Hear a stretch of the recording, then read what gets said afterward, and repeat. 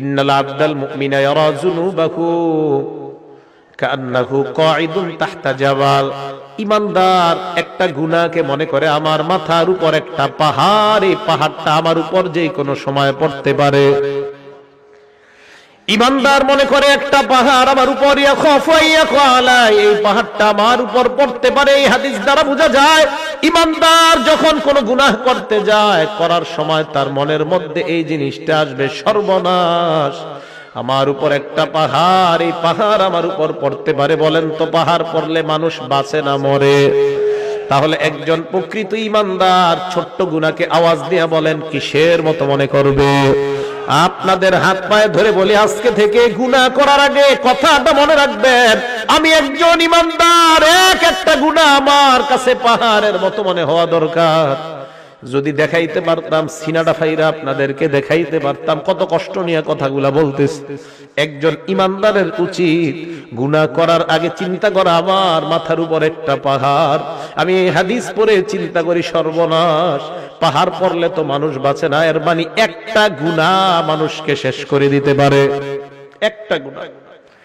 এবার নবী বলেন ওয়া ইন্নাল ফাজিরা, পাপাচার বান্দা ইয়ারা যুনুবাহু কাযুবাব মাররা আলা আনফিহি, পাপাচার বান্দা একটা গুনাহকে মনে করে মাছির মতো, নাকের সামনে দিয়ে চলে যায় একটা মাছি, যে মাছিটা নাকের সামনে দিয়ে যায় আবার আসে, কোনো কেয়ার করে না।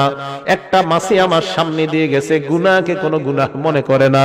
পাপাচার বান্দা গুনাহকে গুনাহ মনে করে না, গায়ে হলুদের অনুষ্ঠান করে কিছু মনে করে না, সাউন্ড বক্স বাজায় গান বাজায় কোনো কিছু মনে করবে না, বিশাল বড় বড় গানের পার্টি করবে কিছু মনে করবে না।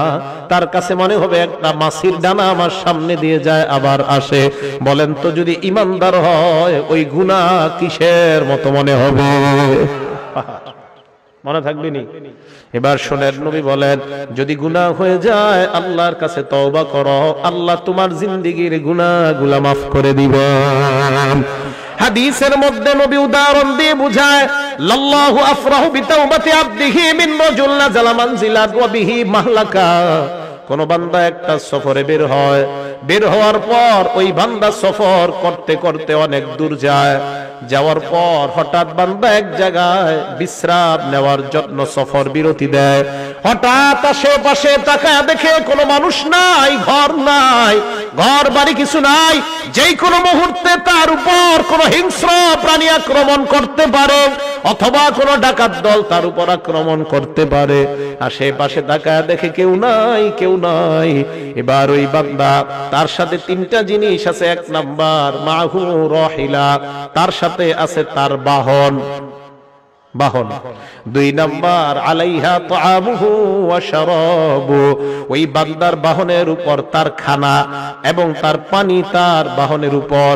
শুনেন, এক ব্যক্তি সফরে বের হয়, বের হওয়ার পর যাইতে যাইতে হঠাৎ এমন একটা জায়গায় যাত্রা বিরতি দেয়, যেই জায়গায় যাত্রা বিরতি দেওয়ার পর আশেপাশে তাকায় দেখে কেউ নাই, যেই কোনো মুহূর্তে তার জীবনটা চলে যাওয়ার আশঙ্কা। এমন একটা ভয়ঙ্কর মুহূর্তে ওই বান্দা এবার তার সাথে মাত্র তিনটা জিনিস, ওয়াবিহি মাহলাকা, প্রাণ নাশের আশঙ্কা, মাহু রাহিলা, তার বাহন আছে, খানা আছে, পানি আছে, আর কিচ্ছু নাই।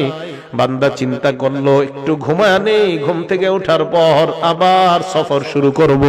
ফানামা নাওমা, বান্দা ঘুমায় যায়, ঘুমানোর পর ফাস্তাইকাযা, আবার জাগ্রত হয়। জাগ্রত হওয়ার পর তাকা দেখে তার বাহনটা হারায় গেছে। বাহন কি হয়েছে? হারায় গেছে। বুখারী শরীফের হাদিস। এখন বলেন তো বাহনের সাথে কি ছিল? খানা পানি ছিল, তাহলে সব গেছে। ফাশতাদ্দাল হাররু ওয়াল আতাশু, প্রচন্ড গরম আবার প্রচন্ড পিপাসা, পানি কই? হ্যাঁ, চলে গেছে। বান্দা চিন্তা করে সর্বনাশ, আমি আমার বাহন হারিয়ে ফেললাম, খাবার হারিয়ে ফেললাম, পানি হারিয়ে ফেললাম, কি করা যায়? বান্দা চিন্তা করে আবার যদি ঘরে ফিরে যাই সম্ভব না, যদি আমি আবার আমার গন্তব্যের দিকে রওনা হই তাও সম্ভব না, কারণ খানা পানি বাহন কিছুই নাই। এবার বান্দা আল্লাহর উপর ভরসা করে চিন্তা করে এই জায়গায় ঘুমায়া যাই, যেন ঘুমের মধ্যে আমার মরণ হয়ে যায়, পিছনেও যাবো না সামনেও যাবো না। বান্দা ঘুমায়া যায়, শোনেন, বান্দা ঘুমায়া যায় ফাস্তাই কজা, ঘুম থেকে জাগ্রত হয়, হঠাৎ হওয়ার পর দেখে তার বাহন খানা পানি নিয়ে উপস্থিত হয়ে যায়। হাদিসটা বুঝছেন? হাদিসটা বুঝছেননি সবাই? কিছু কয় না, বুঝছেননি? আচ্ছা, এই যে বাহন আসলো, খানা আসলো, পানি আসলো, বান্দা যে হারাইলো, হারানোর পর আবার ফিরে পাইলো, কেমন খুশি? অনেক খুশি না? নবীজি বলেন এত খুশি হয় বিশিদ্দাতিল ফারহি, খুশির অতি সহ্যে, গ্রাম্য বাংলায় কই খুশির ঠেলায়। কি কয়?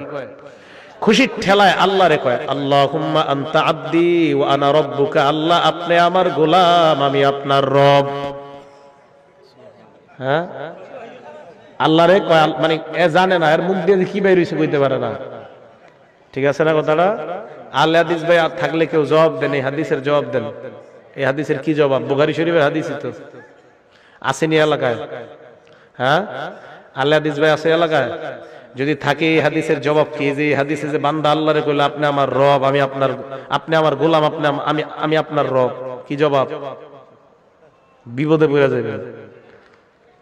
আমি আল হাদিস ভাইদের মহব্বত করি, এই হাদিসের জবাব কি?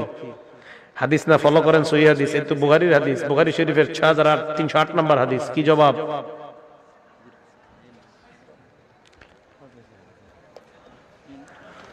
এর মানে বোঝা যায় বান্দার মাথা ঠিক ছিল না, আল্লাহরে কি বলছে বান্দার মনে নাই।